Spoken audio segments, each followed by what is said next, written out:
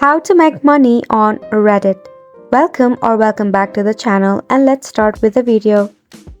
Just like Instagram have its influencer, Reddit have the new contributor program.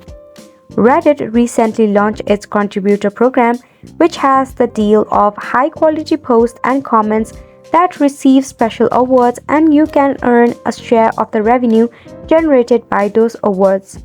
Focus on creating exceptional content that sparks conversation and earns award. Remember, quality over quantity. Second is affiliate marketing. Got a knack for finding cool products?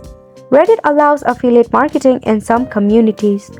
Share relevant product you genuinely love, but always disclose affiliate links and prioritize user experience over sale pitches.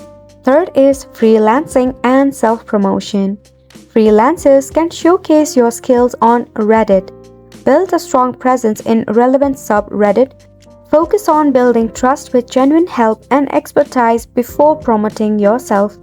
Fourth is sell your creation. Either it is your handmade goods, art, sell it via your Reddit.